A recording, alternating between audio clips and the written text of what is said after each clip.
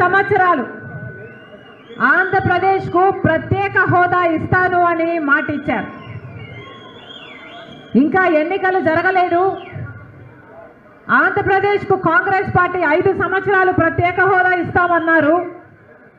5 సంవత్సరాలు ఏమి సరిపోతుంది? 10 సంవత్సరాలు ప్రత్యేక హోదా ఇస్తాము అని ఇప్పటి ప్రధానమంత్రి అప్పుడు మోడీ గారు ఇదే తిరుపతిలో నిలబడి ఆంధ్ర రాష్ట్ర ప్రజలకు మాట ఇవ్వడం జరిగింది.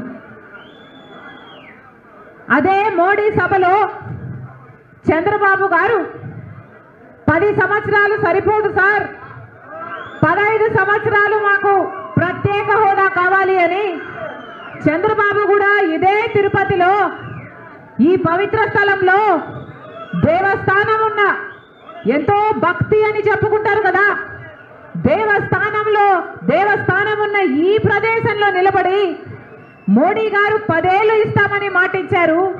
చంద్రబాబు గారు 15 ఏళ్ళు కావాలి అని అడిగారు. మరి రామ మందిరం అంటున్నారు, దేశమంతా మీకు భక్తిని చాటుకుంటున్నారు. మరి అంత భక్తి ఉన్న వాళ్ళు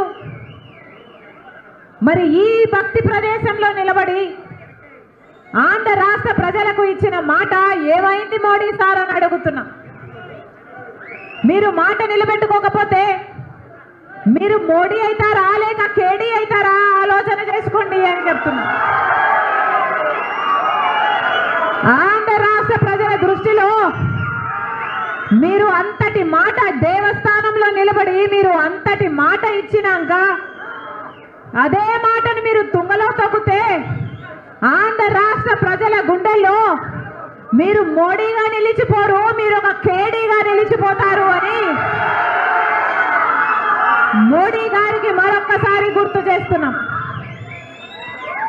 ఇదే స్థలంలో మణికోటి అనే బిడ్డ ఇక మనకు ప్రత్యేక హోదా రాదేమో అని ఆందోళన చెంది ఇదే రఘువీరారెడ్డి అన్న అంకుల్ గారు కాంగ్రెస్ పార్టీ ఆ రోజు ఇదే తిరుపతిలో సభ పెట్టి మోడీ చేసిన క్రియలను విమర్శిస్తుంటే అదే సభలో పాపం ఈ మునికోటి అన్న బిడ్డ పెట్రోల్ పోసుకొని తగలబెట్టుకొని చచ్చిపోయాడు.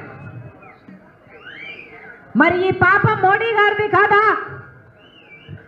ఆంధ్ర రాష్ట్ర ప్రజలకు చేసిన అన్యాయము మోడీ గారు చేసిన పాపం కాదా? మరి ఈయన మోడీ ఎలా అవుతాడు? కేడీ అవుతాడు కదా.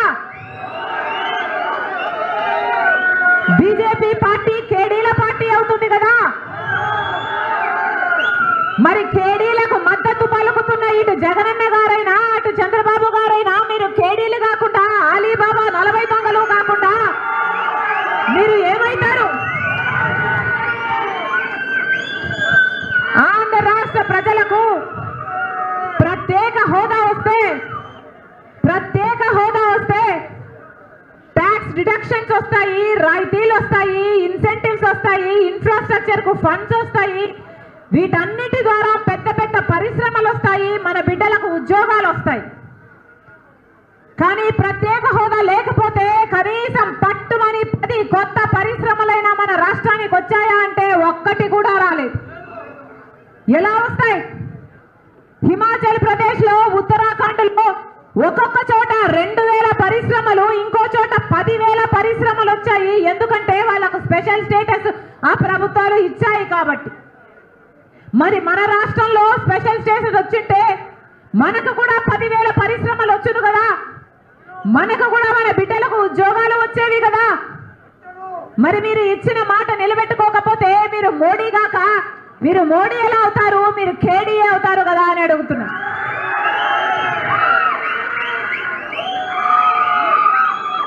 పోనీ మనకిచ్చిన వాగ్దానాలలో ఒక్కటైనా నిలబెట్టుకున్నారా అంటే ఒకటి కూడా నిలబెట్టుకోలేదు. పోలవరం ప్రాజెక్టు జాతీయ హోదా ఇచ్చి 90% నిధులు మేమే ఇస్తామన్నారు. మరి ఏమైంది? మా పోలవరం ప్రాజెక్ట్ ఇంకా పూర్తి కాలేదు అంటే మీరు కేడీ కాకపోతే మీరు మోడీ ఎలా అవుతారు అని ప్రాంత రాష్ట్ర ప్రజలు ప్రశ్నిస్తున్నారు. 10 సంవత్సరాలైనా ఇంతవరకు మాకు రాజధాని లేదు. చంద్రబాబు గారేమో అమరావతి రాజధాని అని సింగపూర్ చేస్తానని 3D గ్రాఫిక్స్ సినిమాలు జగనన్న గారేమో మాకు ఒకటి సరిపోదు మాకు 3 కావాలి అని మొత్తం గందరగోళం చేశారు.